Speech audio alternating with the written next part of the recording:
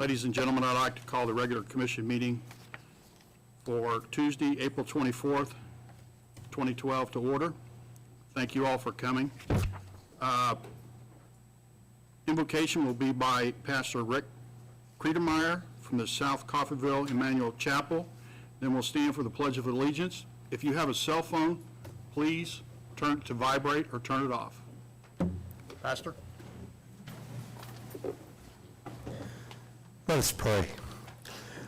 Holy God, we thank you for the opportunity that we have in this nation, for the freedom that we have to assemble in this place. Thank you for the privilege that we have, Lord, to be able to conduct business. We just pray that you would guide and direct in all that's said and done.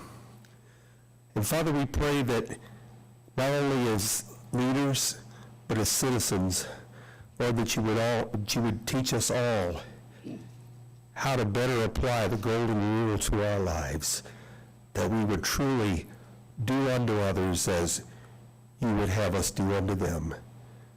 We pray your favor now in Jesus' name. Amen. Amen. I pledge allegiance to the flag of the United States of America and to the republic for which it stands, one nation, under God, indivisible, with liberty and justice for all.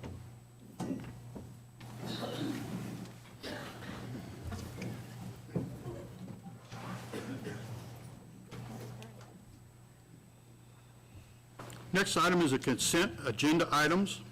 Regular commission meeting minutes from Tuesday, April 10th, 2012. Special commission meeting minutes from Tuesday, April 17th, 2012. Do we have any questions? I've just got one. On page 15, the 9 cubic yards of concrete for the Ron Stevenson building. What was going on out there? We did a ADA sidewalk to the east side of the building. Okay.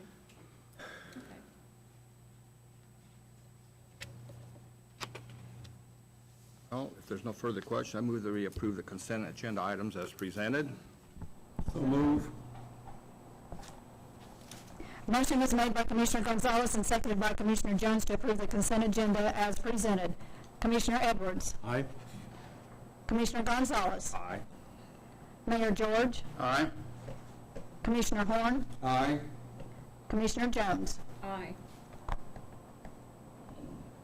Next, we have regular agenda items, and we have the Poppy Day proclamation. Do we have anybody here for that?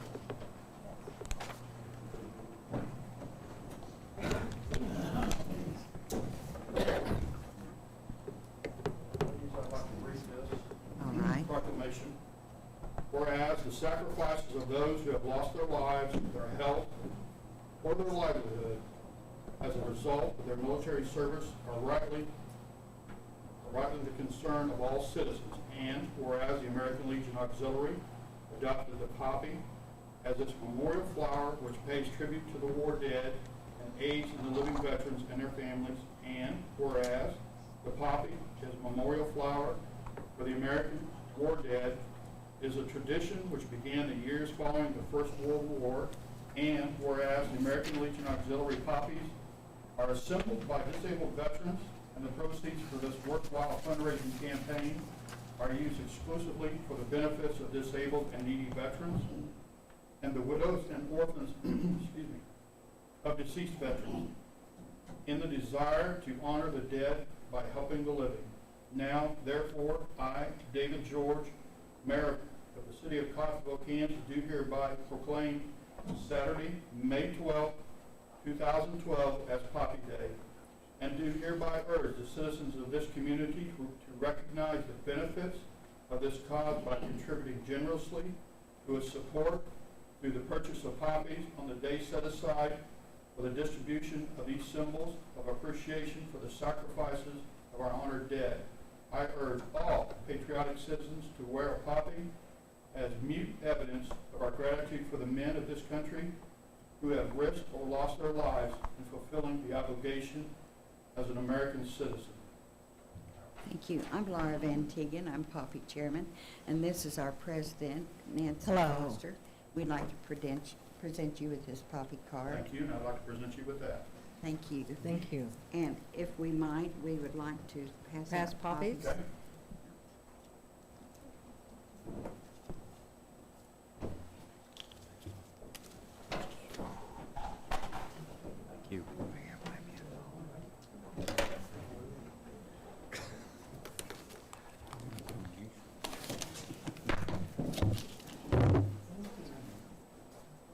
Thank you.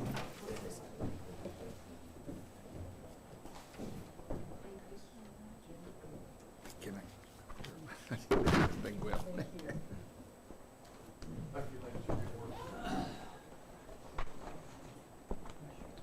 I have one other honor tonight. Ex-Mayor Jones, please step forward.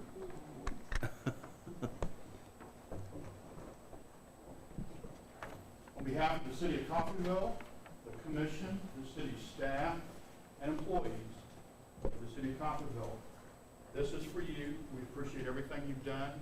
I appreciate everything you've taught me. Thank you very much.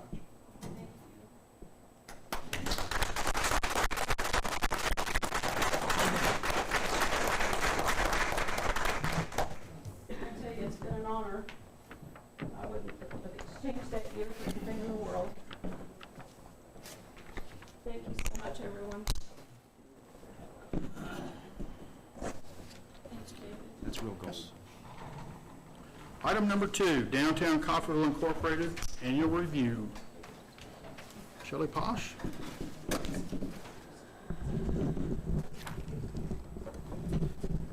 Actually, I'm Jim Carell, and you're all victims of a bait and switch. I know that you were looking forward to Shelley doing the presentation, but at our last board meeting, one of our ex officio members, and I won't mention any names, but her initials are Yvonne Hull, decided and suggested that this year's chair do the annual presentation, so you've got me. Now, I learned a lesson the other day. Everybody knows this lesson, but it was driven home with me. I was fortunate enough to have a news story on TV done about another project that I'm doing, and I was with the reporter while she was doing all the filming, and I thought, boy, this is going to be, the story's going to be told just the way that I want it told. Well, no. It was good. She did a fine job with it, but it just wasn't anywhere near the perspective I would have had. So if you see Shelley standing up, flailing her arms in the air, you'll know that I'm not quite doing it the way that she would.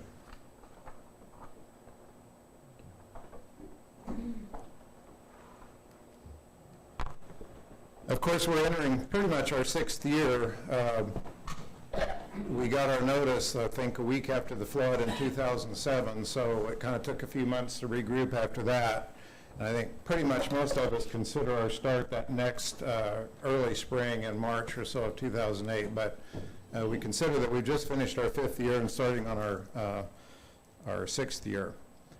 And we always like to repeat the mission. The mission of Downtown Coffeyville is to strengthen the downtown economy and preserve the historic character of its buildings. And actually, the primary purpose of the whole Main Street program is the preservation of the historic buildings. The strengthening of the economy and all the other things that we do, promotion, all that stuff is really just tools that we use to make the buildings worth more by making them more economically viable and worth something to have businesses in. So primary purpose is historic preservation, and then all this other stuff we do is just to try to use a stair-step approach in making the buildings worth more. Each year we have a retreat, and the board meets and decides what the major activities or areas are going to be for the new year. So for 2012, it was those 5, continue work on the facades and awnings, and of course funding is always not a concern, but always we have the responsibility of keeping our group going.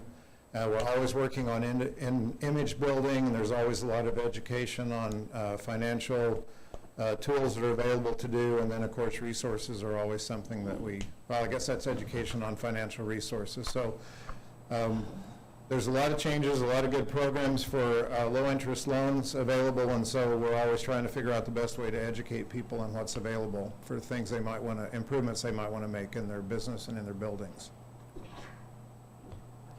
Then we accomplish those areas of work and with 4 committees: organization, promotion, design, and economic restructuring. And that's something that over the, mid-'80s, the 35 years or so that Kansas Main Street's been in existence, they've kind of come up with this over the years, and so it's a proven method. And these 4 committees then develop work plans to support the goals of the board. And then, by the way, the goals of the board are always supposed to support that mission about improving the economic development and the historic preservation downtown. Just quickly, I'm not going to read all these. The organization committee is involved with basically things about keeping the organization going, membership drive, and most of the communication that we do with the public regarding the organization itself. Not promotional communication so much with regard to events and promotions, but just the communication about the organization itself. And then here I've got a few slides with the logos and names of some of our major members. And I want to just point out that you'll notice, and it's been this way from the beginning, these people come from all over town. Because we always like to emphasize that this downtown is the heart of Coffeyville, and it's all of our responsibility to have a nice downtown. So this is way broader than just the businesses and buildings that are downtown. We have had, ever since we started in 2007, and raised the initial, we were supposed to raise $25,000, and as I remember, I think we raised 52 or 53. So we've always had good support from everyone citywide. Then we have many individuals and many families that belong, and so this is just a quick list of those. We just recently had our 5th birthday party, and this is kind of a success story. This is in the room that's over above Sunflower Antiques on 9th Street, and Lisa Brookover's in the process of kind of refurbishing that room into a meeting room where she can have events. So that was good that everyone that attended got to see that. Had a really good attendance, and of course all the things you'd expect in a party: food, music, and a lot of networking and conversation. Of course, we always look for volunteers, and we always like and encourage people to get involved, and we've had good volunteerism, I guess I'll call it, for the whole time that we've been in business. And that's also come from across the community and not just from the people downtown. These are just some of the ways that we communicate. Of course, Facebook is something that can't be ignored now. It shows there that we have 748 friends or likes on Facebook. And so Shelley does a really good job, and I think there's maybe some people helping her now, but we do a really good job of regularly communicating on Facebook. And this is a sample of the newsletter, and Shelley's good about sending out newsletters. And then, of course, we maintain a website. That has more detailed information on it than you would find typically on a Facebook page or in newsletters. And then she has kind of a little different look that she used for our email blast, or our e-blast, we call them. The fundraisers that we've had and will have this year, of course, the Running with the Daltons is kind of a neat thing, and we run all over the place. I think last year was Adair. So the year we went to Adair, they ran down to Adair and back, and then had kind of a big party and silent auction when they all got back, and it raised a considerable amount of money. And that Phantom thing, I think we're going to try that for the first time this year, and that some other organizations are doing that, and it's an event where you can pay money not to have to go. And so we'll see how that works this year for people that are evented out. The promotions committee really has to do with promoting things that are going on downtown and promoting business downtown, kind of a collective voice for the businesses downtown. And they've done a good job over these 5 years doing that. These are just some of the things that promotions will be working on for this year. And we've got this new We're Open video that's kind of neat, and we'll be getting it uploaded to YouTube here in the next couple of days. Actually, maybe we can get Cindy to embed that on the city's website somewhere. We have movie nights, which are popular. We've got one of those coming up. The Halloween spooktacular that we've been doing downtown is very popular. There's usually 300 or 400 or 500 kids that show up for that. And then Cookies with Santa is well attended also. We've really been promoting the idea of buying local, and we're working in conjunction with the Chamber on a Think Coffeyville promotion for the rest of this year that'll have to do with educating people on the benefits of buying locally, which includes a lot of stuff, and I'll touch on some more of it. But of course, most of us in this room know that if we spend $1 locally in Coffeyville, it bounces around for quite a while before it quits working for us. And then we also get some of the tax revenue that we need to keep everything going here, the schools and the college and the city. This is a promotion that we're just finishing up now for the month of April, and I think 20 of the businesses downtown had these cards, and so you went by, and can still go by for a few more days, and pick up these cards and take them into participating merchants. And every $15 you spend, you get a punch, and then once you get the card full, you put it in a drawing, and then the drawing gets $500-600 worth of stuff. We'll have 2 winners. Oh, 2 winners, okay. And so that's good through the end of April, so you can still get some of those if you haven't started on that. And that's well supported. That's just a list of the participating businesses on the back of that card. This is the movie we're going to show this summer at one of the movies on the plaza. What do we call that? Anyway, we actually set up a movie screen on the side of the plaza there and do it outside, so that's always a lot of fun. There's some pictures from last year's Halloween Spooktacular. This is really good because it gets people down here who maybe don't come to town a lot.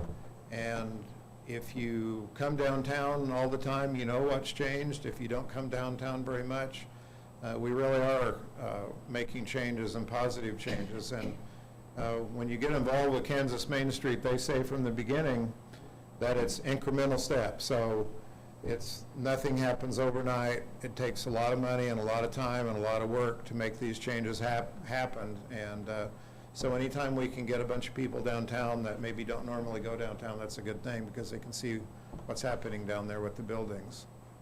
It's Cookies with Santa. And we like getting youth downtown. We would like for them to be more educated in the importance of a downtown in a city like Coffeyville, and even getting involved in volunteering. I'm not sure that we're doing as good a job as we should as a society in imparting on young people the importance of community service and being involved in whatever community they live. The design committee is one of the committees that actually has to do with the look of the buildings, and we get some architectural help from a design expert from Kansas Main Street as part of our membership with them or affiliation with them. And so when somebody wants to do a facade project or really almost any kind of remodeling or refurbishment to their building, we can offer them a lot of help. And we've had this architect come to town several times to help with those. So you can see that they've been involved in a lot of different areas, the design team. Here's some before and after pictures, and you can't see it too good, but I think we can all remember the circular kind of shade thing that used to be on the Medical Lodges building. And boy, that didn't show very good, but if you've been by there, if you haven't been by there, go by because it's a really, really nice looking building now. All that metal's gone, and it looks like a nicely finished building. There's one with a before and after shot of the old awning and the new awning. And some of these are pretty dramatic, the way the insides look before and after. And if you haven't been over to see Ribbons and Lace, Jeanette McCaskill has just done a wonderful job with that building, not only on the outside, but if you remember, that's what it looked like just a year or two ago. And now it's got new brick and new windows on the front and nice windows. And on the inside, it's hard to appreciate that in that picture, but it is really a showplace now. So she still has a little bit of work to do, but if you haven't been over there and been inside, you really should go inside. It's one of the coolest buildings that we've got downtown with that big wooden stairway going up the middle. So it's there at 120 West 9th, so go by there sometime if you haven't been. Some of the other work, Gary Isley did refurbishment on his awning. Gold and Silver Exchange put up a new awning. And then Mary Nyhouse took the facade off of that building and uncovered those drug windows up above, and so that's really a cool looking building now too. Economic restructuring, that's probably the dullest sounding of the whole bunch, because it's not readily apparent what they do, and I've been on that since we started it, but really what we do, what this committee does, is try to figure out ways to promote the economic viability of downtown and the existing businesses that are there and any new businesses that we can have there. So, yes. What is e-community? You know what? I'll get to that in just a minute. E-community is a new state program, and I'll touch on that in just a minute, but basically the quick answer is it's a gap financing program. Maybe I'll just go ahead and finish it here. I think we're making pretty good time. Last year, some of you may have been approached to buy tax credits, and these tax credits really are better than almost any tax credits that you see, especially from the state of Kansas. And so e-community is something done by Network Kansas, and we had to write an application to get it, and Brad Iltz of Montgomery County Action Council helped us with that, and he actually is on the ER committee. And we got approved, and then we sold the tax credits, and I think we ended up selling $70,000 or $80,000 worth of those. Yeah, so we told them we'd try to sell 60, and we didn't know how it would go, but as soon as the accountants and tax preparers figured out what those were and how good they were, they really sold like hotcakes right in December. So we get to keep the money, so we got to keep the money for a loan pool, and then the people that bought them got these certificates that they used on their Kansas tax liability, and in many cases they almost got 100% of their money back, because there was some of it deductible on their federal return, and then it's a direct credit against their Kansas tax liability. So somebody might have donated or bought $1,000 worth of those tax credits, and they might have gotten like up to $800 or $850 worth of good out of them on their tax returns. So it was really good. So now we have that pool of money to go along the IWWs, and that's actually through the Main Street program, and it has to do with refurbishment of buildings. The RLP is Renovation Loan Program, which is a local thing that we put together with the financial institutions in town for low interest money for refurbishment of the building. So it's kind of like we can sort of use all those three things in different ways. So last year we put together a set of almost story problems, because people's eyes start to glaze over if you start telling them about all these different loan programs that are available. So we put these story problems together that demonstrated different types of projects that somebody might do downtown, and we just said, you know, just tell us what you need to do, and then we'll do the work of figuring out how to make the financing work. This is just pictures of some of our entrepreneurs downtown. Most all these people have really cool buildings. That's Utopia in the upper left, and then Lanning's in the middle, and of course Gary Isley, Dr. Baroni, and then the girls at Envy. If you haven't been in there yet, you should go in there, because they took that building on 8th Street that the roof fell down on the back of it a couple of years ago, and they've really done a cool thing inside it. And then there's a couple more Utopia people at the bottom there. We just put the mission up there again. Again, it's about strengthening the downtown economy, and we could almost say so that we can preserve the historic character of its buildings. And this is some information about for every $100 we spend locally, we get $68 in returns. Just to recap, many people don't realize just how many businesses there are well, not quite here, we're not, but anyway, down there in the district that we drew. There really is a lot going on down there.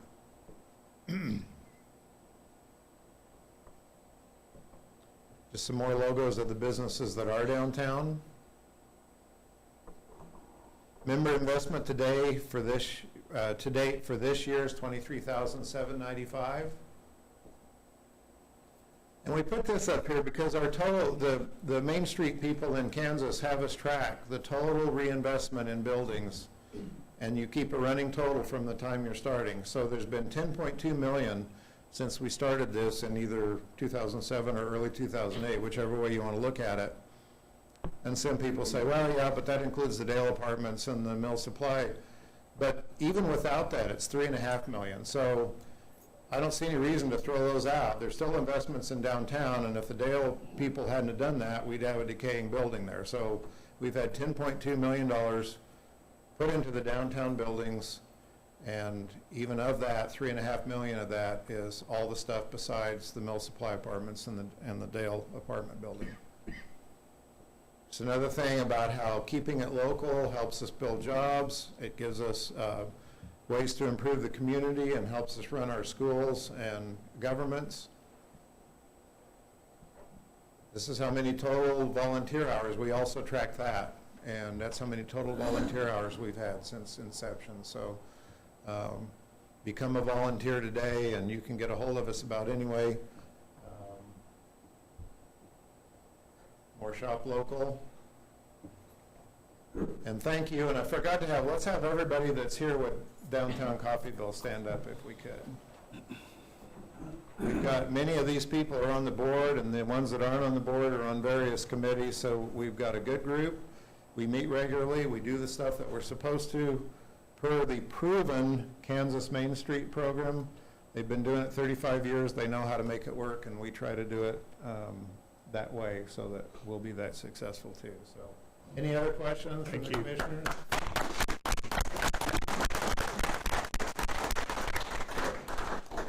One question, Jim. What projects are you looking at doing this year, 2012?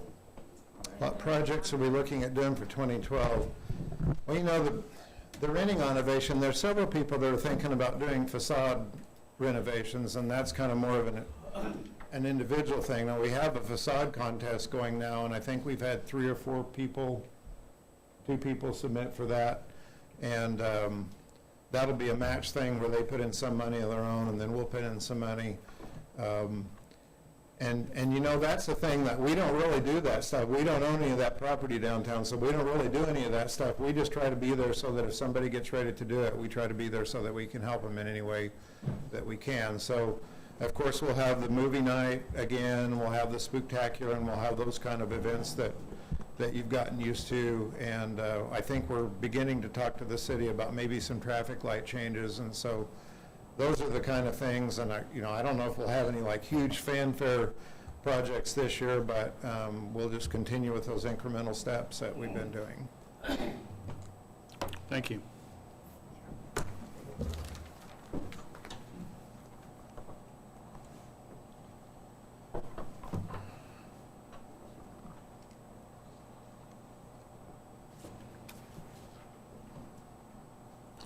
Traveling right on, item number 3, resolution number R-12-41, a resolution to endorse the support of Downtown Coffeyville Incorporated.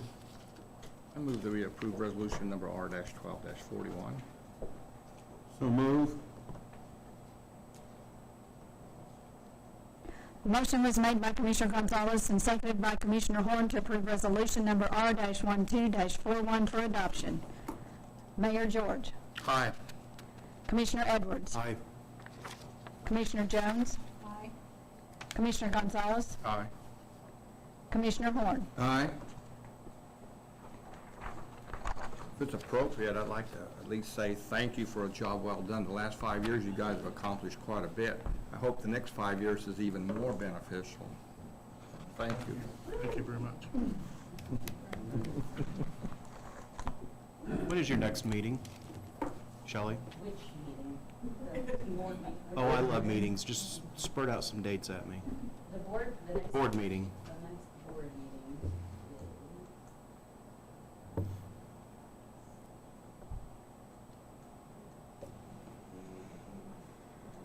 May 17th. What day of the week is that? It's a Thursday, Okay. 7:30 in the morning. Shall I pick you up? There Not twice. We were having it before in the afternoon, and people were having trouble doing that, so we decided to try 7:30, and it seems to be working so far, so. And where do you have them at?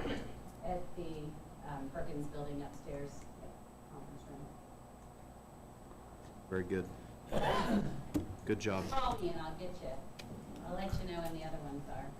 Bring lots of coffee. Yeah. There usually is Utopia coffee from downtown. Yes. They have very, very good food over there. Really.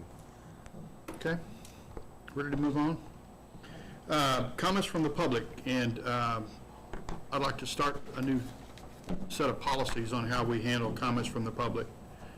Next on the agenda is comments from the public. At this time, any person wishing to make a public comment may come forward. You'll have 3 minutes to speak. Since this meeting is being recorded and broadcast on TV and online, please speak clearly into the microphone.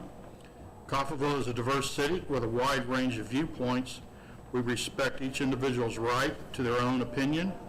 We ask that all speakers observe proper decorum and keep in mind that foul language and disruptive behavior will not be tolerated. Is there anyone who wants to speak? Yes, thank you. Name and address, please. My name is Leland Fouts. I'm a resident and taxpayer. I live at 3303 West First Street. Have a couple of quick items. One of them is that I would like to congratulate the downtown Coffeyville for the fine work that they've done and all the hard work they've put into it. Seems like they've accomplished a whole lot. And I just hope that the progress that they've made will not be affected and undermined in any way with all of the work that the commissioners have been doing by promoting businesses out at Walmart, and that it will detract and take away from all of the work that they have been doing trying to fill the buildings with businesses downtown. And my second item was that I have heard that the refinery has purchased the church and 3 other homes there at First and Union, and that they have given something in the neighborhood of $500,000 to purchase properties out at Mrs. Wilson's on First Street, which is close to my neighborhood, and that the church is going to be rebuilt out there, and that I had heard her at one time, this kind of just side bit, you know, that I overheard the conversation she had. She says when the other project with all of the other houses, low income and so on and so forth out there, that she says, I got cheated out of a new home. And so maybe this time, if she gets that property sold to the church, well, she can afford a new home out there now. But anyway, beside the point, I'm afraid that once the properties start selling out there and we have to annex that area to provide utilities and things, that we're going to end up having those low-income apartments and things will probably get into the buffer zone and so on. So the low-income apartments are going to end up back out there in the, which was defeated before. So that's my concern, is that the low-income apartments are going to finally come back out in that area, which was our concerns 2 years ago. So I was wondering if that's going to happen. if we're gonna have. Because the church is moving out there, you're speculating on low-income housing? No, what that's I not heard the you say. point. No, I heard you say that. no, that's not what I'm, How are the two related? Because you mentioned one in one breath and the other no, in the other. because the refinery is starting to move on into those areas and Is it purchase property. Is it because it's a black church? No. I'm glad that they get a new church and that they have, the Just not in your refinery is just- buying. Just not in your neighborhood, No, because that's what I'm hearing. no, it's 2 blocks down from where I live. Because there are plenty of churches in that neighborhood Oh, yeah. within 7 or 8 blocks. That's right. We're not dealing with any housing or anything like that. No, I'm saying that they are taking the buffer to First Street. That's true. From Union down, okay? From Union on over to Fourth Street, and if they go east, all the way over there, they're taking in all the apartment housing, which are low-income housing. And at one time, they were going to relocate that out into the area over on the Wilson property. No, sir. No, sir. That's absolutely inaccurate and completely false. Okay. May I ask you who told you that? I just heard a rumor.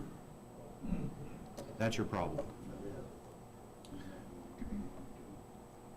It came through from several people downtown, I think I would begin listening to different people. through neighborhoods. And I would probably stop reading the local newspaper columns because you're not going to get good information there either. Well, I haven't seen the column. Good for you. Did you have any other concerns you'd like to bring up tonight? No, it was just that everything in that end area, all the low incomes areas and that, all the apartments and stuff, they were gonna rebuild out There's not been on the anything, Wilson property. there's nothing that we have been informed of as commissioners that is happening. Okay? Nobody's informed us of that or anything else. Mrs. Wilson's property happens to be in the county. The only control we would ever have over that is if she asks for annexation, and that's it. And she can sell that property to anybody to do anything they want with because, and if I'm incorrect, please correct me, because I don't want to disseminate rumors. I want to disseminate factual information. Yeah. A church could build on that there's no county zoning, as I understand it at this point in time. Is that correct? So she could sell that to somebody who could build a church, low-income apartments, a hog farm, anything. And my comment would be if there are sufficient people over there who are afraid of who or what might be moving in on that property, perhaps what you all should do is get your checkbook out and buy the land from her. Because this speculation, I'm reading between the lines, and what I'm hearing, what I'm seeing between the lines, I absolutely reject, and I'm tired of it. It doesn't do anything to progress our community.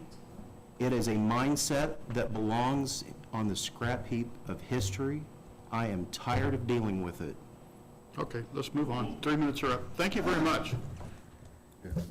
It's disgusting.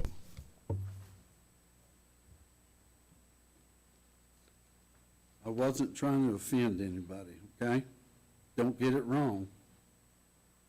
That wasn't the point, Reverend Horn. I'm offended. I pastor the church, and my name is Melvin Simpson. I live at 2804 Midland, a half block from the property. I pastor the Church of God Christ, and if you know about the $500,000, you know more than I know. Because nobody has offered me us anything. Well, And see, so- that's the rumor. Well, I'm trying, I feel like our church has been in this community 95 years. Amen. It sit on this corner, we always kept our property up well. This church came in existence at a time in 1917. In fact, at one time, our church was known as a Holstein church, half black and half white. Holstein church.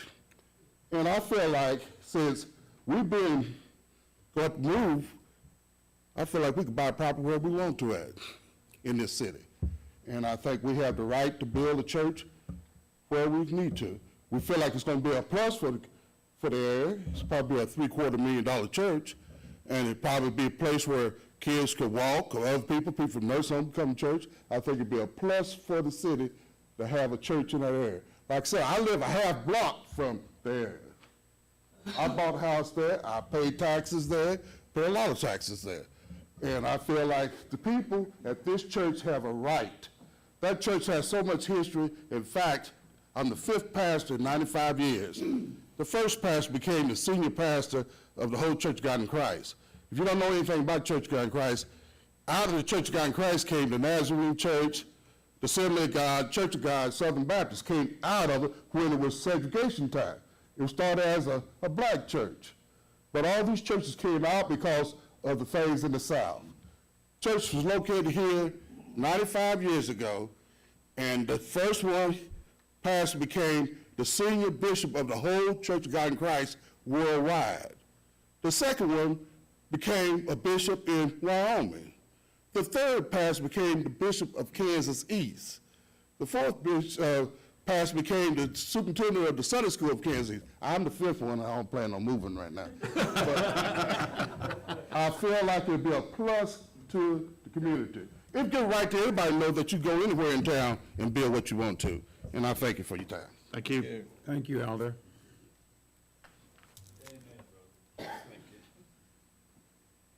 I'm Mary Wilson. I'm the one that owns the farm. I'm the one that's selling a corner of the farm to the church because they need a new church home. When we did the Rolling Hills project, I came to the city to let you know what our thoughts were about the city. I disclosed the information about that. Lo and behold, there were a number of people got together and fought it, doing unethical things, like calling the developer so many times that he refused and let the contract die. They also called the gentleman who was in charge of Kansas Housing Authority so many times. And at one time he said, the reason Coffeyville got the great big grant for infrastructure was because our plan, although it was still rough, had been included in our request to them for a grant. They liked that plan of what we planned to do. Yes, I wanted a house out there. I've never lived on the farm. I've just lived there all days, working, teaching, and all sorts of things.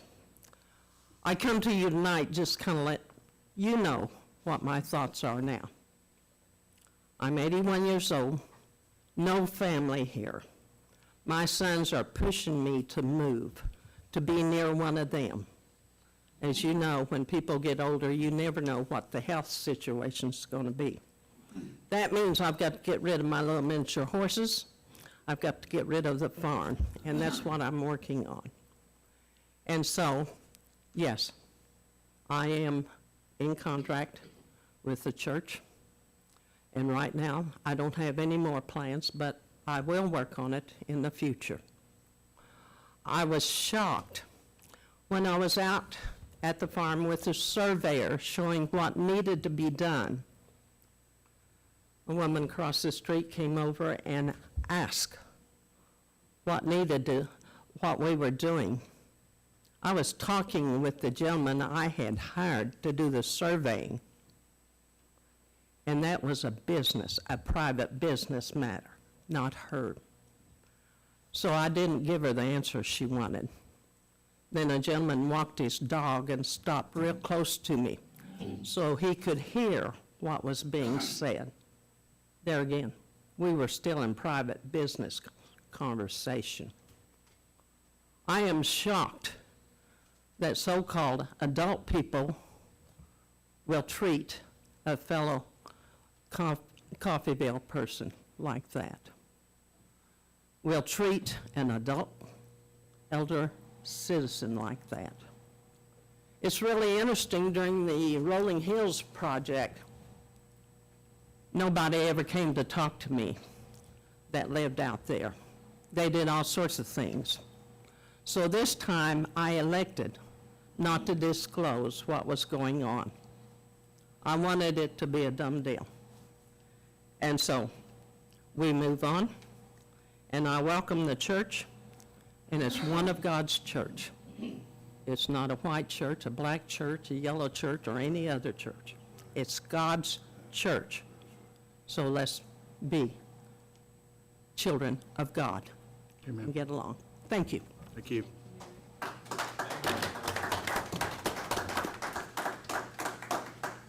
Would anybody else like to, comments from the public? Name and address, please. I'm Shirley Allen. I live at 314 North Union, and I'm here to inquire what's being done about the properties around the North Union area. Or is there going to be a buyout? Or I've been in that home since 1955. And I'm alone now. I'm 88 years old, and that's my home. It's been my home that long. And I need to know something about what's going to be done so that I can make plans for my future.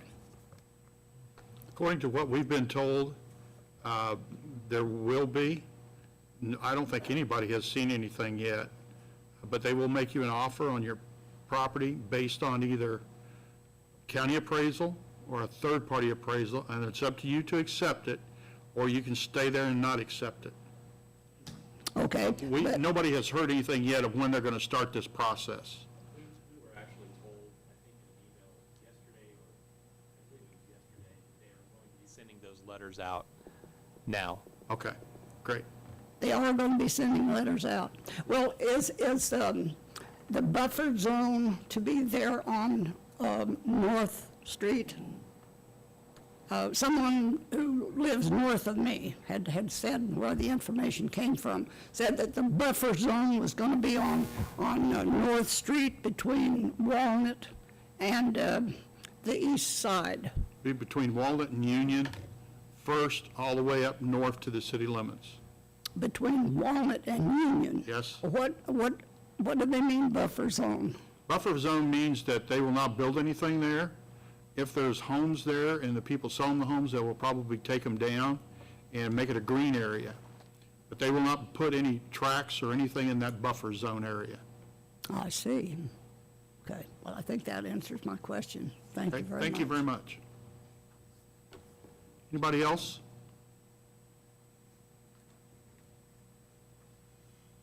Next item, old business.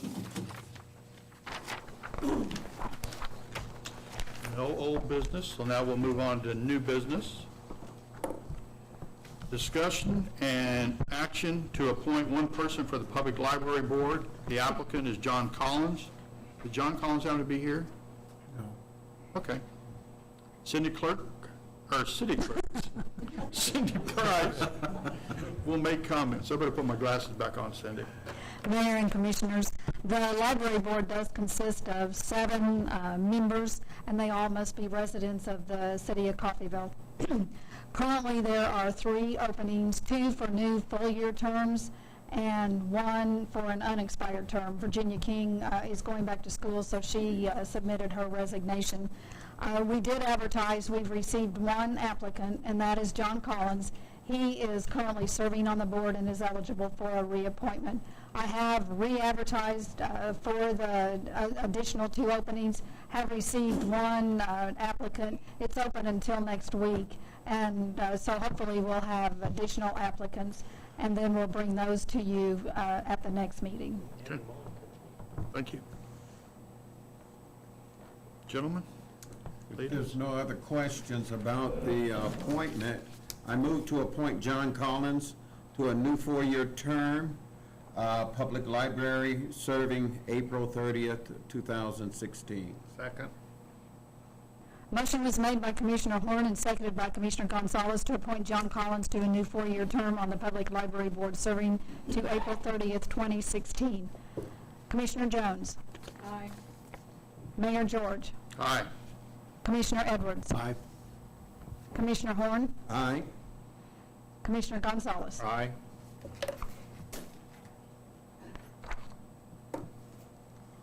Next item, resolution number R-12-42, a resolution to execute local area license agreement with the Kansas National Guard. City Attorney Paul Kreitz, and I also noticed that Frank Hall is here. Mayor and Commissioners, as I mentioned in my notes to you in the agenda packet, the National Guard has leased the former Business Development Training Center from the cities to use as an armory since 2004. Recently, through the Guard's representative, Sergeant First Class Frankie Hull, we've been approached about the Guard and wanting to conduct certain training activities on a site that's adjacent to the BDTC. If the license agreement is approved, it would allow them to use the area for military training purposes. They would have to give advance notice that of the training exercises to the city. They wouldn't be allowed to possess or fire live ammunition or bring explosive devices onto the property. There are certain other provisions of the agreement that give some protection to the city in case of an accident. They're going to do what they can to prevent unnecessary damage to livestock, crops, timber, structures, other items located on the property.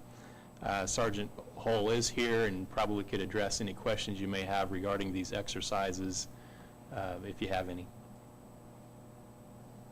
Anybody got any questions?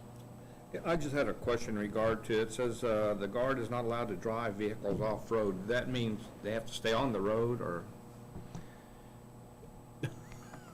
What that is, in the agreement, there's about 5 questions of stuff. Can we drive tracked vehicles off-road, yes or no? Heavy equipment off-road, yes or no? And that's stuff that it's just mainly circle. If you don't want that stuff to be drove on there, we won't utilize it for that, but we were hoping to be able to drive our Humvees or tractor trailers or whatever it is on the land. That's kind of what that's about anyway. Yeah, it just seemed like it's very restrictive. Yeah, the state of Kansas is kind of, that's their generic local training agreement. It has to do, it's the same one they use at Fort Riley in different areas. Through Paul Kreitz, we've kind of adjusted it to fit our area here, but that's some of the standard questions that have to be asked in the agreement. Well, what happens, if you use heavy equipment and makes huge ruts and stuff, or? That's the beauty of us being engineers. Anything that we have, we got dozers, graders, scrapers, all that stuff So to it returns fix it. back to what it was? Yes, sir. Okay, that was the only question. Yeah, there is also a thing about pyrotechnics on there. Right. We don't use pyrotechnics in our area. That's all at other training areas like Salina and Fort Riley. You have to have different permits for that. So, but like I said, that's kind of a standard agreement that they have to follow. So then, the way I'm reading this, he's talking about wanting to use trucks on there, and we're telling him no? Well, there's a provision in the license agreement that asks us basically yes or no whether they can use these specific types of equipment, and we would need to give him the Guard express permission to use those types of equipment. I think when the time comes, they will let us know what they are requesting permission to do, and And then we'll give him permission? Okay, I understand. Well, no further questions. I move to approve resolution R-12-42. Second. Motion was made by Commissioner Gonzalez and seconded by Commissioner Jones to approve resolution number R-12-42 for adoption. Commissioner Edwards. Aye. Commissioner Horn. Aye. Commissioner Jones. Aye. Commissioner Gonzalez. Aye. Commissioner George. Aye. Mayor George, excuse me. I answered anyway. Aye. We're very fortunate to have the National Guard in our community, and I hope they're here for a very long time. I go along with that one. Item 3, resolution R-12-43, a resolution to authorize the execution of a purchase order with Landmark Dodge for the purchase of 2 2012 Dodge Charger vehicles for the police department. Interim Police Chief Diane George will make comments and address questions. Chief? Mayor, Commissioners, as you know, we budgeted last year for these patrol cars. We sent out bids and received back 2 only. So based on those bids, we're recommending that we purchase the Landmark Dodge V6 2012 Chargers. Do you have any questions? These Chargers, in years past, I know the design didn't allow for easy entry or putting people in. So the newer version was supposed to be more susceptible to gain an entrance easier, right? That's correct, yes. And do you prefer V6s over V8s then? The V6s, everybody's happy with them. That's what we bought last time. So, yes, I mean, you get a little bit better mileage out of them, gas-wise. I've always been a believer of cubic inches. Old school. You're old school. Yeah. Chief, I noticed that we're only replacing 2 vehicles, but we're getting rid of 3. Yes. We're not using the 3rd vehicle, or? Well, one of them is in kind of bad shape, and we're phasing out the Fords. So that's what we're doing this time. Okay. And the way I understand it, Joe Watts is going to take all 3 for $4,500. That's what his bid was, yes. Well, if there's no further questions, I move to approve resolution R-12-43. Second. Motion was made by Commissioner Gonzalez and seconded by Commissioner Jones to approve resolution number R-12-43 for adoption. Commissioner Gonzalez. Aye. Commissioner Horn. Aye. Mayor George. Aye. Commissioner Jones. Aye. Commissioner Edwards. Aye.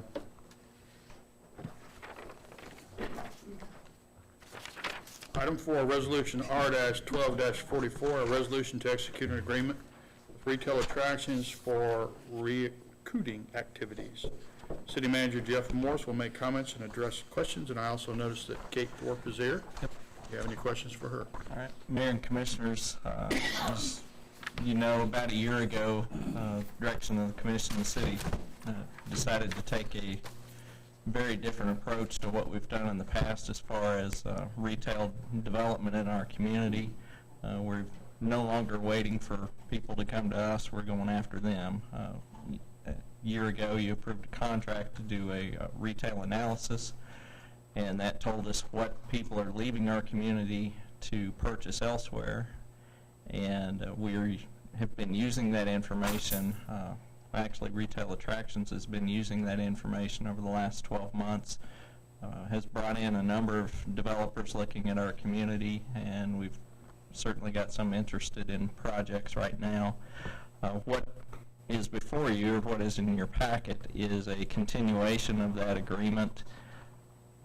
Same terms that we had a year ago. It's a total commitment of $36,000 payable monthly in advance, $3,000 per month. Kate Thorpe is the expert that's been assigned to Coffeyville, and she is in attendance tonight. I don't know if she has any comments that she'd like to make, but certainly if you have any questions, direct them to us. Good evening, Mayor George and Commissioners. Thanks, Jeff. As you all know, I've addressed some things in executive session, and at this point, as Ms. Wilson pointed out, we can't really let that out into public knowledge. I think I've updated Jeff to the most recent happenings. The project that we talked about in executive session is moving forward. We do have drawings. They are going to contract at the beginning of next week. I was told today. I wanted to get an update before I came. So the project in question should be completed and turnkeyed the first quarter of 2013. Great. So I'm sorry I can't let you all understand. So Sure. Thank you. do you have any other questions or comments? Okay. Okay. Well, thank you very much. Thank you. Motion? Move to approve resolution number R-12-44 for adoption. Second. Motion was made by Commissioner Edwards and seconded by Commissioner Jones to approve resolution number R-12-44 for adoption. Commissioner Horn. Aye. Commissioner Gonzalez. Aye. Commissioner Edwards. Aye. Commissioner Jones. Aye. Mayor George. Aye.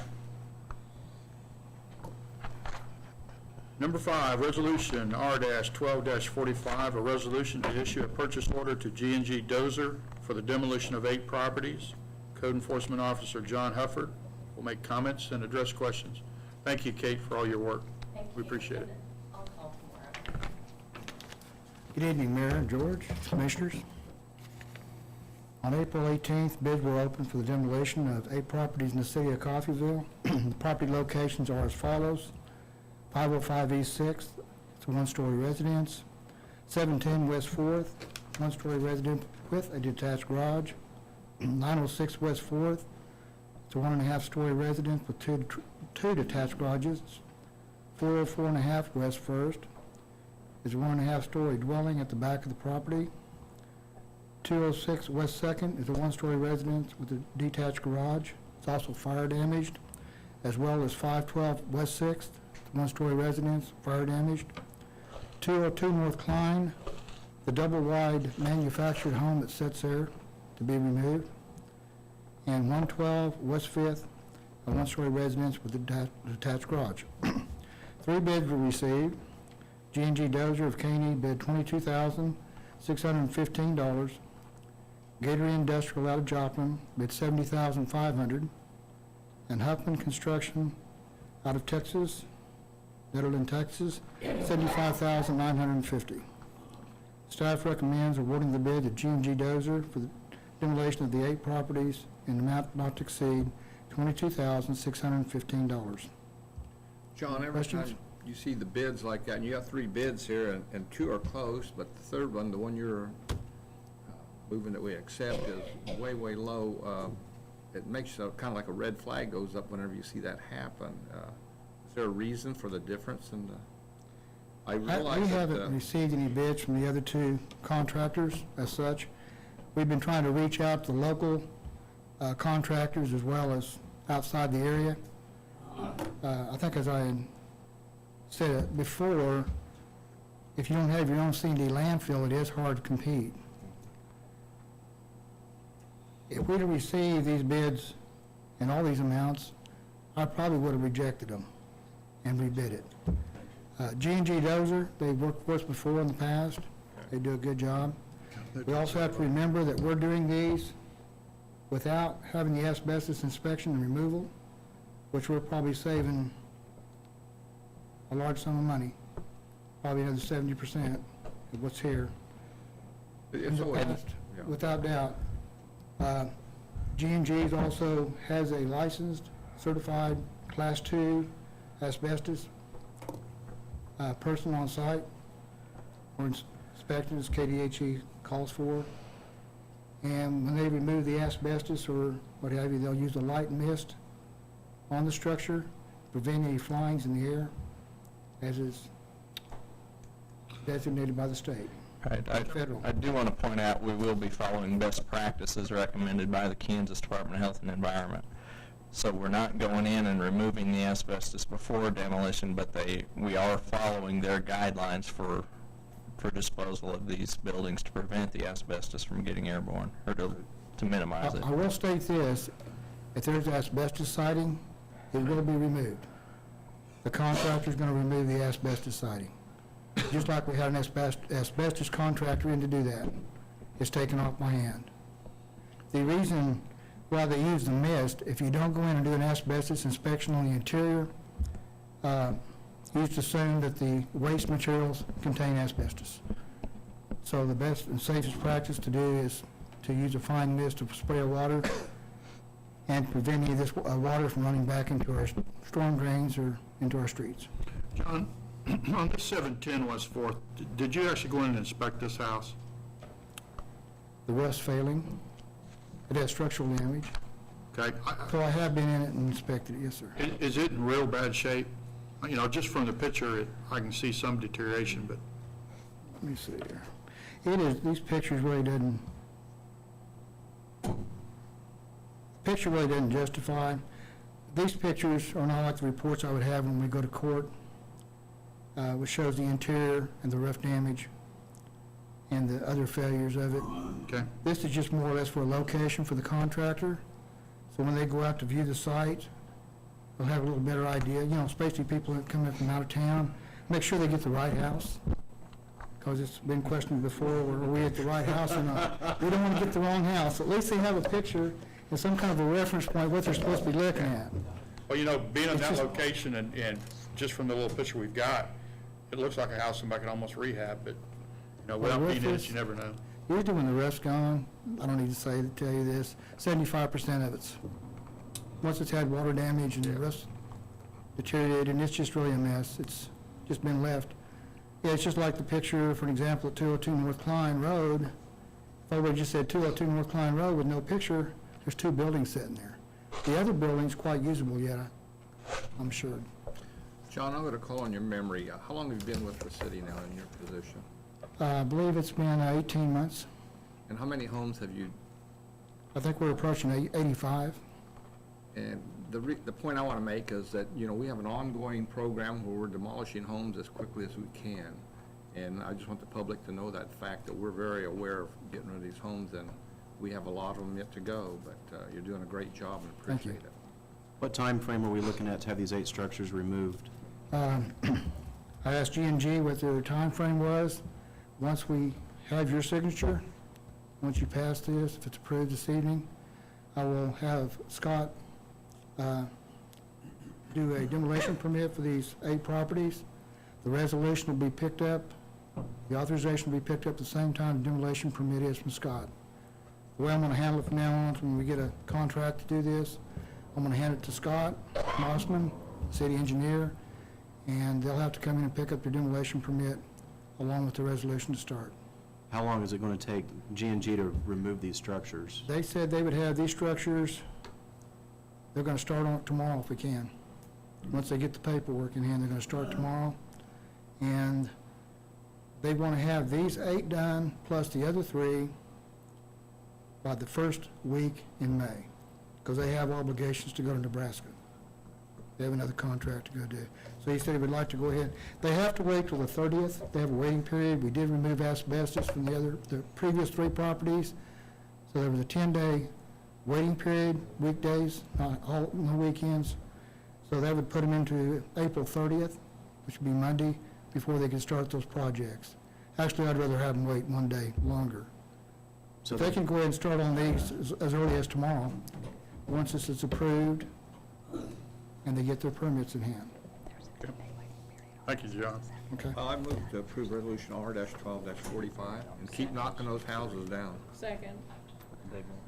We just got to keep building them, too. Yeah. Would you please repeat that, Your motion. the motion?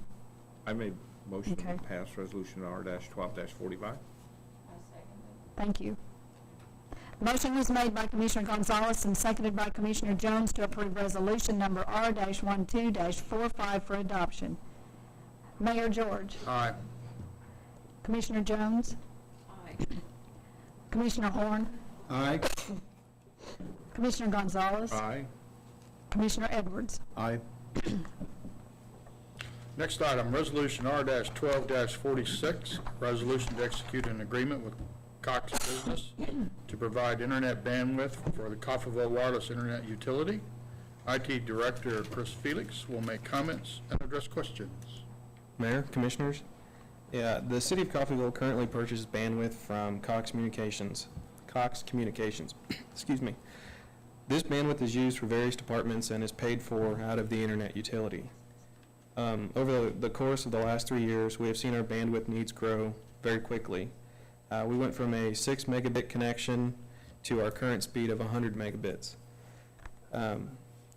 City staff sought out bids from internet providers who would be able to support speeds of 100 megabits or greater. We received no response from AT&T. CenturyLink, who is also a internet provider, formerly Quest Communications, does not service this area. So, and we received an updated bid from Cox. We've been happy with Cox over the last 3 years. Just in the last 4 months, Cox upgraded all of their equipment here at City Hall at no charge to us, and what this did for us is it basically gave us a redundant link to the internet. So if their feed from Wichita dies, we have a wireless backhaul link to Parsons. So they put in all of that, which is roughly about $15,000 worth of equipment at no charge to us. It is our recommendation that we renew our contract with Cox Communications for another 3-year term at $6,800 per month. I'd be happy to answer any questions you might have. What kind of revenue is our internet utility generating currently a month, roughly? 18,000? somewhere in there. Are we cash flow positive? Should be. Well, I know we should be, but are we? Yes. Is that a yes, taking into consideration a part of your salary and all the expenses that we have, like the vehicle that we have to operate, or is that just? My salary is not part of that fund, but yes, the technician, the vehicles, all of that. At some point, when we envisioned this utility in the early part of the 2000s, it was envisioned to be a standalone utility that would be a revenue generator. And I would like to see us start getting monthly reports that would basically amount to a profit and loss statement like a business would have. And I would like to see what kind of revenue, kind of like what we're getting for the information we've been getting for Hillcrest. But I think that certainly not all of his salary, because he has a lot more responsibility than just this internet utility, but a portion of his salary should be charged against that P&L.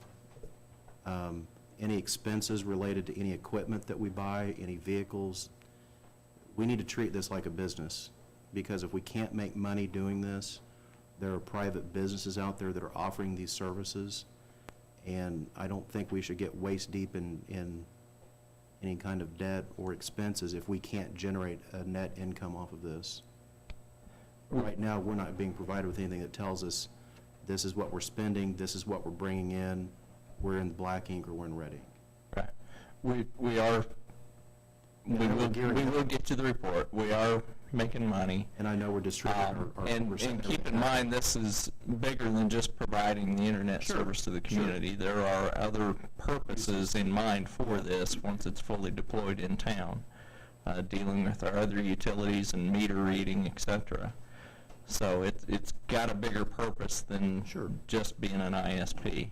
Right. But we will get more information to you. Great. I have a motion. I make a motion to approve resolution R-12-46, and thank you, Chris. Second. Motion was made by Commissioner Gonzalez and seconded by Commissioner Edwards to approve resolution number R-12-46 for adoption. Commissioner Jones. Aye. Commissioner Edwards. Aye. Commissioner Gonzalez. Aye. Mayor George. Aye. Commissioner Horn. Aye. Promoted already. Next item, resolution R-12-47, a resolution to set a date for a public hearing for the vacation of certain streets in the city of Coffeyville. City Manager Jeff Morse will make comments and address questions. Mayor and Commissioners, in your packet is a drawing of the area where the rail yard is being proposed, and we just completed action not too many meetings ago regarding vacating a number of streets in that area and rezoning the property. One street that was not included in the vacation of that area is Spark Street, and then there are a couple of other short stretches of Bowden Street and Wells Street. Since the route to the tree dump is actually going to go up Union and around on the north side, Spark Street and Bowden and Wells are there for just one purpose, and that's access to Cinderlow Curly, which is actually located outside the city limits. During the various meetings on the rezoning and the vacation prior, it was mentioned by Chuck, I believe, in his presentation that staff would recommend the vacation of Sparks. So that's what we are proposing to the commission to start that process. In your packet is a timeline for that. What we are proposing you do this evening is to set a public hearing. The notice for the public hearing would be published later this week, and then the hearing itself would not occur until May the 22nd, so roughly 1 month from now. And that follows the statutes for this particular process. We have notified CVR and TKI, to Cinderlow Curly or TKI, what we're proposing to do, so they are aware. Okay. I got one question. Why aren't we going all the way down to First Street? because New Street is still in service. If you remember, that was removed from the vacation process because there are some properties on the north side of the block between First and New that we have to maintain access to. We could do that off of Union, but for now we thought we'd keep it open from either direction. Properties that we own or citizens own? Citizens own. I thought that was in the buyout area. It may be in the buyout area, but we don't have any guarantee everybody will sell. I only see one structure on the north half of that block. Yeah, and that's, On that particular block, you're correct. that's the activity center of the church that's being bought out. So what are we needing access to that for? There you go. So what are we, if that's the only structure and it's accessible from Union Street, then there's nothing else there. Why do we need that access?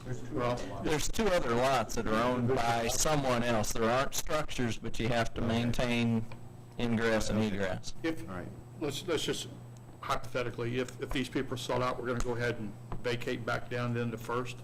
We Wouldn't that be the thing? would certainly investigate that at that point. Cool. But that, we don't want to presume Yeah, that all of that would change hands. Sure. If there are no other questions, I move to approve resolution number R-12-47 for adoption. Second. Motion was made by Commissioner Jones and seconded by Commissioner Gonzalez to approve resolution number R-12-47 for adoption. Mayor George. Aye. Commissioner Gonzalez. Aye. Commissioner Edwards. Aye. Commissioner Jones. Aye. Commissioner Horn. Aye. Next item is comments from commissioners and staff. Would staff like to go first? You want commissioners? Have a few comments, and then Chuck Shively has a follow-up conversation with you all on street repair. So, Okay. Just some projects that are ongoing. The Public Service Department is continuing to work on the alley and the part of the parking on the north side of City Hall. The last of the concrete should be poured this week, and then they're also clearing the way to put in some new asphalt in the parking area that was deteriorated before, but we've damaged it while we've been doing the concrete as well. Next week, we will begin work on the south side of City Hall, I'm not sure what you call it, but the stoop or whatever that's behind the columns, but over the second floor windows. There's some damage to the roof in that area, and you see the impact of that damage on the overhangs of the entrances coming in. So next week we're going to start the work to repair that roof and then do the repairs on the underside of that as well. And if you came in on the east side, you'll notice the Public Service Department got the new handrails up on the east side. They look very nice. Preparing for summer. Summer hiring is ongoing, and the crews are actually repainting the competition pool now. Last year's when we repainted the zero depth entry, and so this year we're focused on the deeper pool. The auditors were here last week for 3 days, completed their field work. As of this time, they've got no findings to report, and we're not expecting any, but so far that audit is going very well.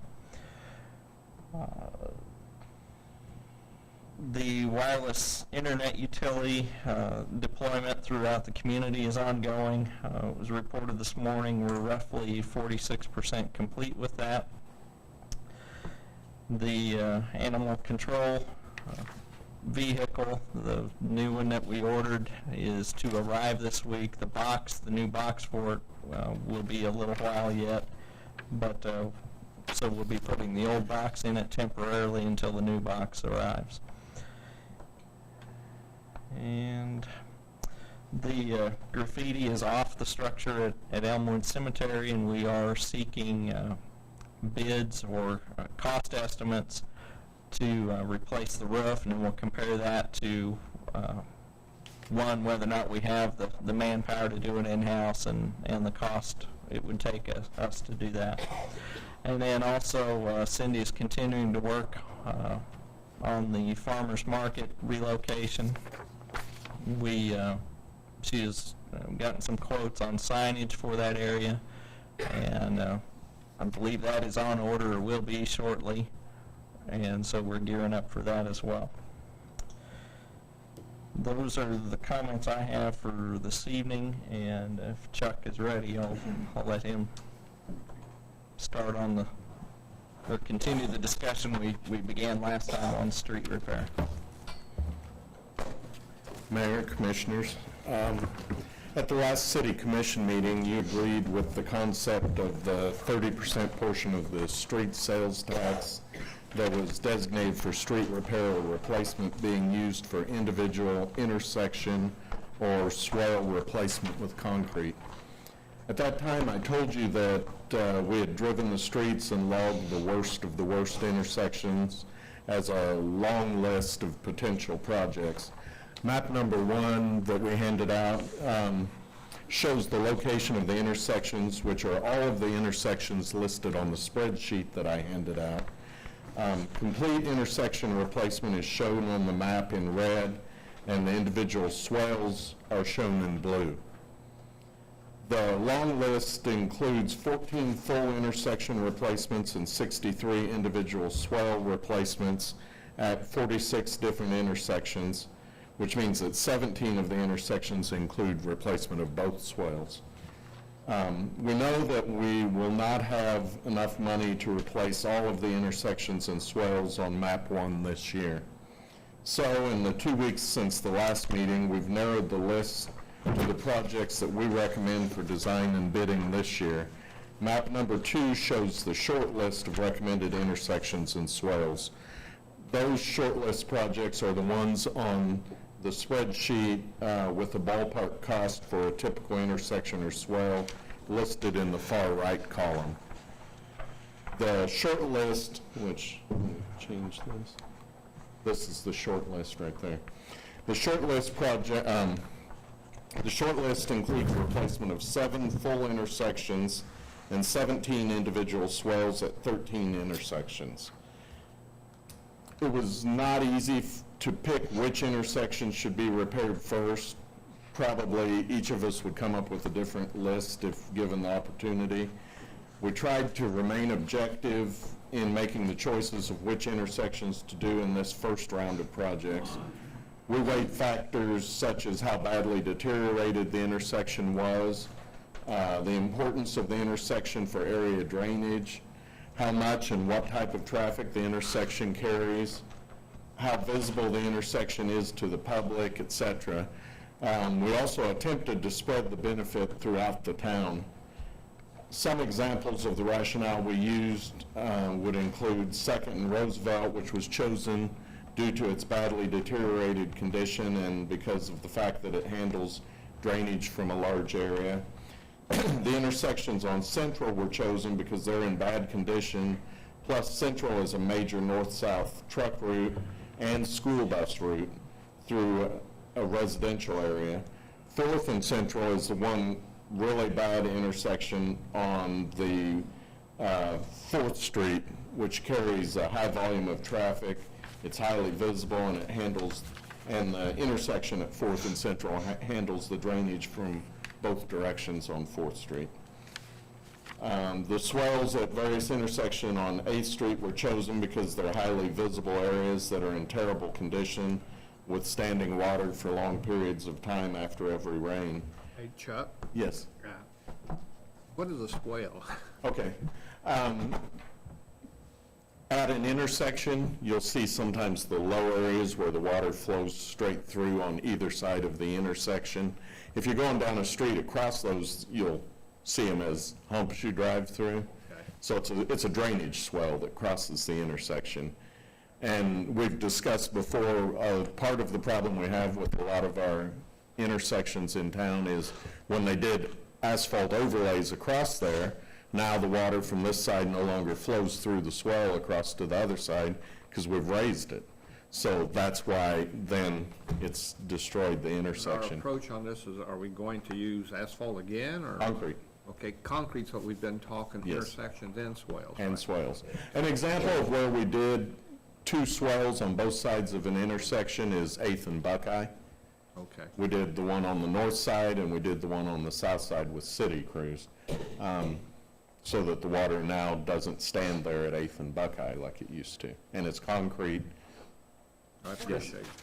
The Wilkie, some of the residents in that area call it Lake Wilkie because it just stands. It's like between first and second, or second and third. It just does not drain. It just, when it rains, it just stays there on the east side. It's at Second and Wilkie. Second and Wilkie. It's right there on the northwest corner of the hospital Yeah. parking lot. I think that may have been on the, First and Wilkie. on the long list, but I don't think that made the short list. But it stands deep.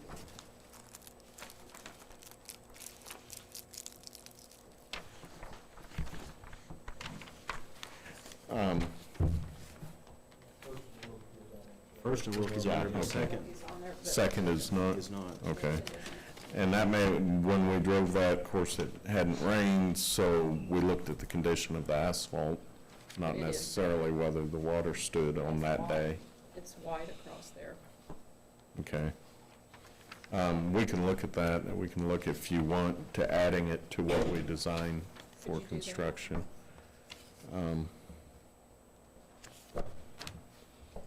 Others that we did, like the 2 swales on North Buckeye intersections, are in bad shape, and also they were kind of considered a safety concern for traffic entering and exiting Buckeye Street. And like I said before, we tried to spread it across town, so all parts of town would see some benefit from this first year of projects. We estimate that we will have approximately $595,000 available to us for these projects from the sales tax by the time we're actually making payments to a contractor. Ballpark estimates for the intersections on the short list total $660,000, which includes some percentage for engineering costs also. Our plan is to utilize one of our existing on-call engineering agreements to design all of the recommended shortlist projects, and if you want, I'll add Second and Wilkie to that list, at their contract hourly rates, then bid them as a group with the understanding that if the total bid's higher than our available funds, we may remove individual intersections or swales as needed to bring the total project within our budget.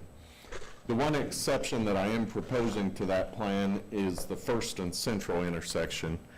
I would like to have it designed and bid immediately so that it can be constructed during the summer months when the school buses are not running through that intersection, because that's where they house the school buses. Like the last meeting, I'm not really looking for any city commission action tonight. I just wanted to keep you apprised of what we're planning and to get any input that you might have. These projects are all to be funded with the half-cent sales tax, is that correct? The 30% of the half-cent sales tax, yes. Okay. The 30% that was set aside for reconstruction. Of residential streets. Yes. That's how it was sold to the public. And I see Okay. a lot of, I see some blue and some red along 8th and 11th Streets. That's not necessarily in residential areas. And I'm not saying that these areas don't need work, but I don't know if this is the appropriate money to be spending for those particular projects. We, at the staff level, we consider the 8th. It's not part of a highway system, so it's not eligible for clink funds or anything else. So If 8th it's joining Street, property to the street is not zoned residential, that's not residential.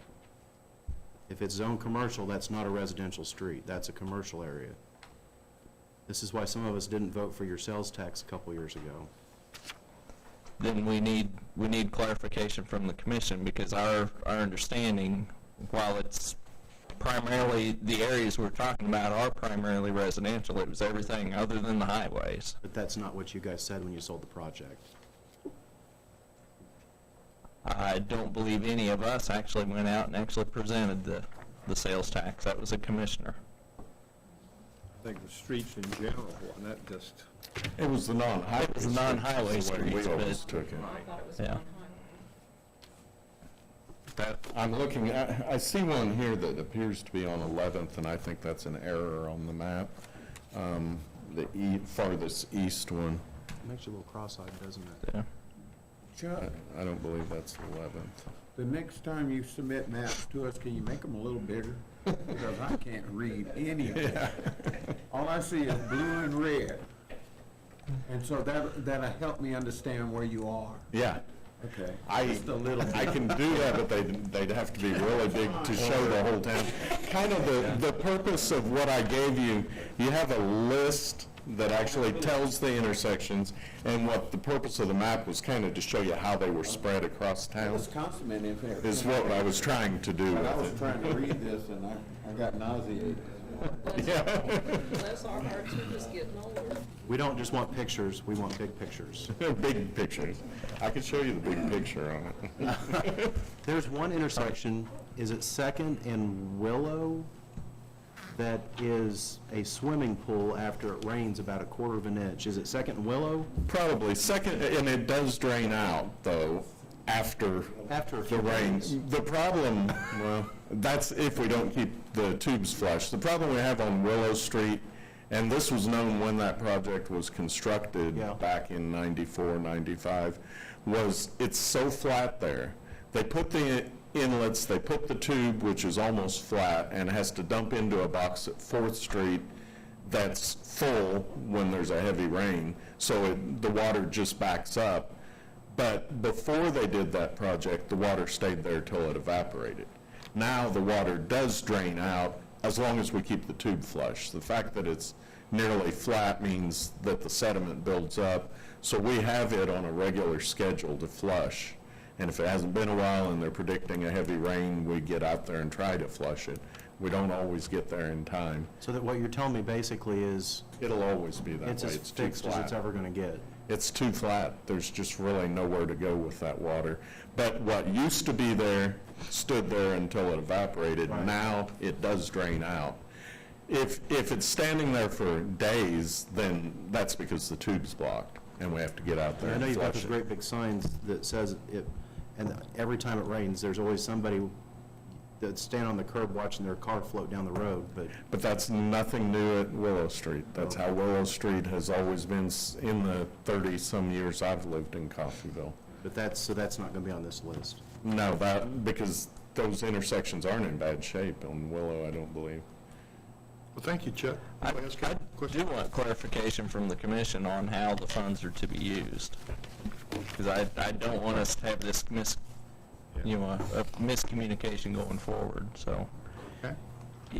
I mean, I think it was 4-1. I think they're okay with Well, I didn't hear anybody else speak, but I want us all on the same page, so anything we can do to any of the streets is going to be an improvement, and I'm not going to carpet that. I agree. Amen. Let's go for it. I wouldn't want to see it on 11th Street at all. And that's not our intent, and that wasn't our understanding, and so if we've got a mistake there, we'll correct it, but that's, our thoughts all along were anything other than highways, because we have grant funds that are coming in to assist us with the highways. Now, Chuck, you gave a presentation at the last meeting about where the money to this point has been spent on the streets. Yes. And the other 70%, I'll be coming back letting you know what we're doing there. We're going to do some, and we talked about it, we're going to do some more crack sealing and some more surface sealing of Now, the streets. there were 3 newspapers that were here covering that meeting. Did all 3 of them get the information that you provided in the paper? I don't believe so. I didn't see it in one of the newspapers. I know the Journal, there had been an article in there questioning how the money had been spent, and is that the one that made no mention of your presentation at the last meeting? As far as what I read, I didn't see it anywhere. I saw it in the other 2. We are working toward issuing some press releases. We wanted to get, I guess, some more definitive information on what our plans are going forward as well, so we can tell the whole story, but we will be doing a series of press releases. One other thing that if we're done with streets, I certainly don't want to cut you off early there. I just want to say one, the map shows 11th and Sycamore, and that should be 10th and Sycamore. Okay. And it's listed as 10th on the spreadsheet, but we got it off the block on the map. So there is none on 11th Street. Thank you, Chuck. Thank you.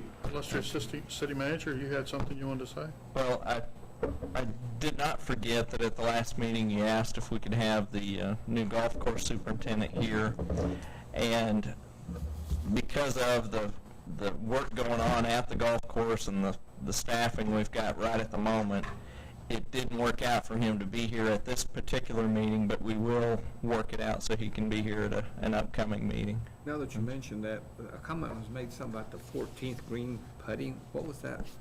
I've noticed 14 has had a lot of, 14 has always got challenges. I don't know what was referred to about that. I couldn't understand, because I sure wouldn't, you know, it's not a putting green. No.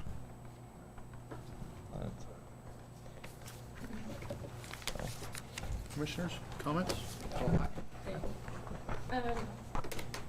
Tonight I noticed there's a house on 11th Street, and I don't know the side street, but it sits right up next to a modular mobile home or whatever they were moved, or they were just Reed.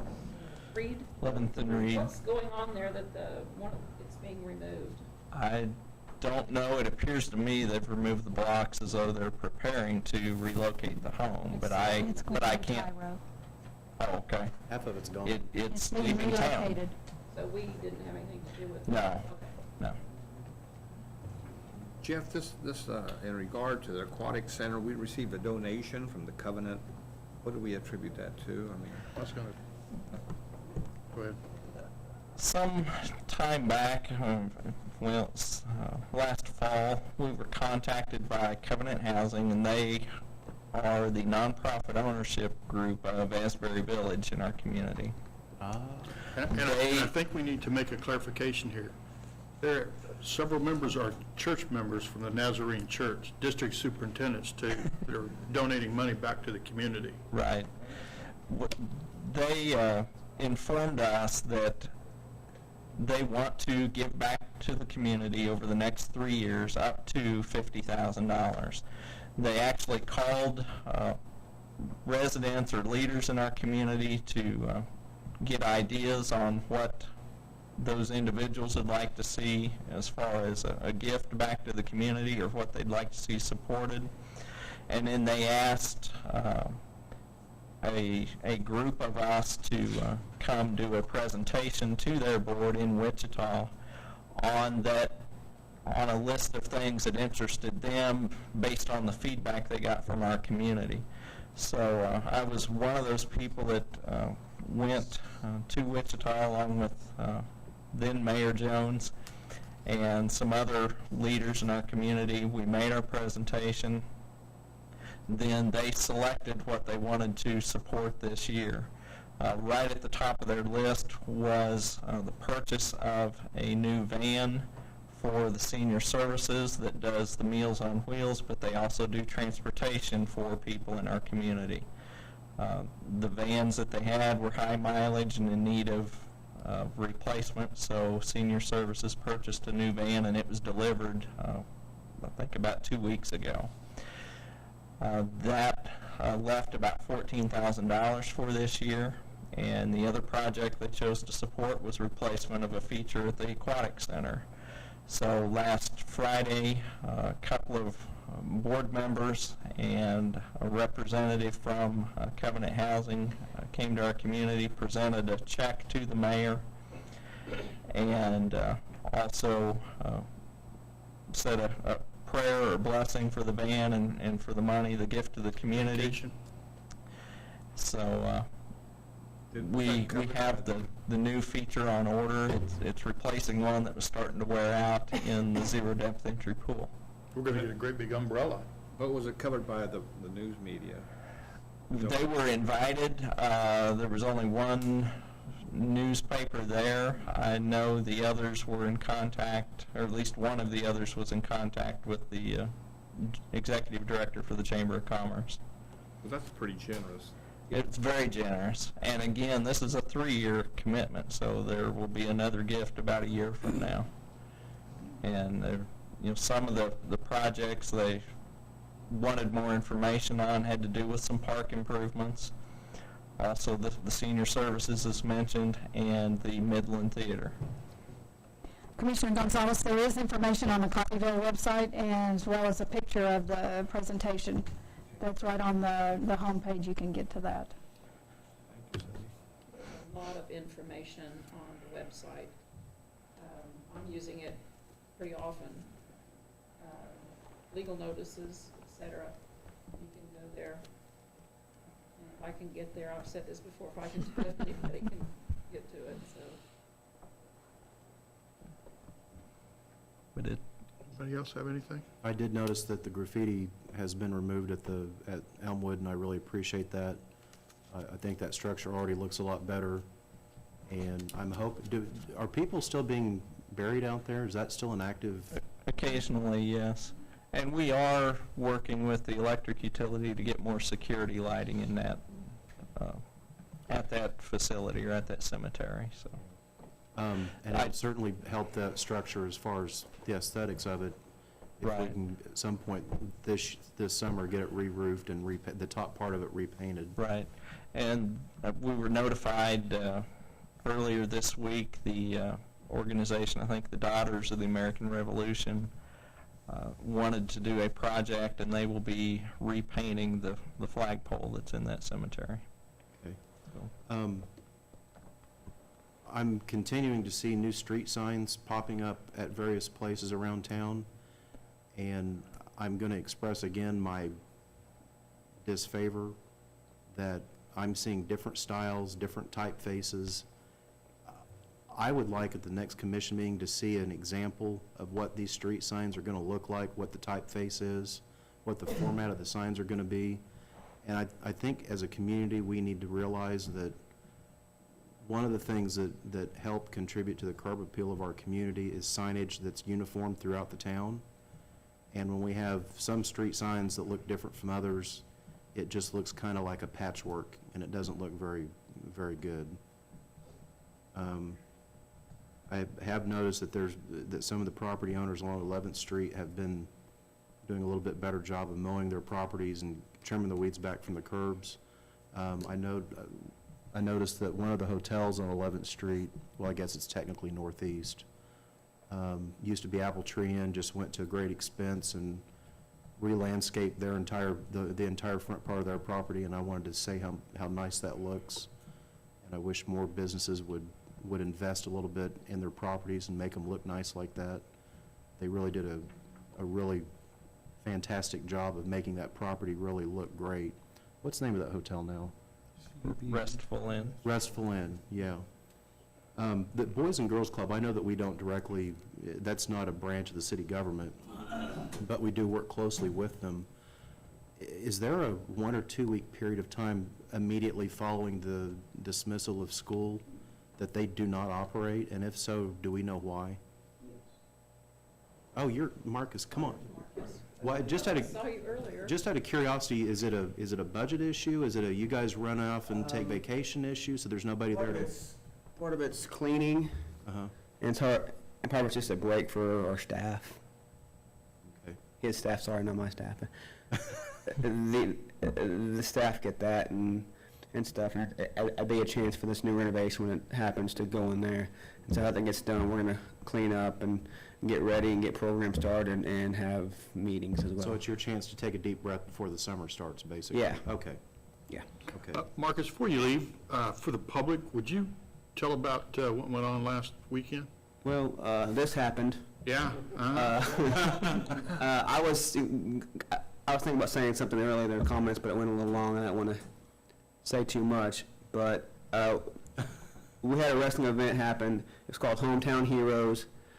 A local wrestler here named Bull Schmidt, whose name's Wayne Johnson. He's a good friend of Don growing up, and we had a wrestling event, and we didn't expect very many people, but I was able to be involved with the show. Griffin Walker was in the Battle Royal. If you know anything about wrestling, it was a fun time, but we were flabbergasted by the attendance, and that was 400 people showed up. We raised more than $1,000. The kids bought into the storylines. They loved it. We're going to have a Hometown Heroes 2 in September or October. I'm going to keep on having them. Some of these kids do not have the money to afford a TV or cable, so that was their entertainment. And it was a blast, and I was willing to give up my hair for the kids and have a good time with that. Great, thank you very much. That's a blessing. Jeff, a question, that building, the Hal Snyder's law firm and stuff, that wall, are we probably have nothing to say about that. Are we going to do something with that? I don't have any comment for you tonight. Again, it's a privately owned building. It is my understanding that there's a potential it's changing hands, and so there's, I guess, the possibility of a new owner and perhaps a different look for that at some point, but Appearance-wise, it's kind of an eyesore. it is. Anybody else have any questions? I've got one thing, and not tonight, but you were going to get back to us with this Mr. Vest, who was up here a couple of weeks ago. I have that. Okay. Is that something for public, or If you want it to be public, it can be. If email it to us? If not, I've got a written report for each of you that Okay, was that'll prepared work. by I just- Fire Chief and Mr. Hufford, so. Did you include pictures in that report of the 3 properties that he mentioned? Not the Because I 3 think- properties, but pictures of the property in question are in here. I think that that's a very appropriate thing to have included, because when you see the property, Well, yeah, there's It's that, flabbergasting. there's pictures of the property and letters, one from the State Insurance Commissioner and one from a claims adjuster for the insurance company. Reading the letters, there was actually a cash settlement on this. Just to, not because they were admitting guilt, but just to try to make the claim go away, so. Okay. Interesting reading, but we have it for you all. Okay. Anything else, gentlemen? Yes. Ladies? I once again want to say thank you. This is just fantastic. And, like I said, it's been an honor. I wouldn't have traded it for anything in the world, so thank you. Thank you, guys. Motion to adjourn? Second. We're done. Meeting adjourned.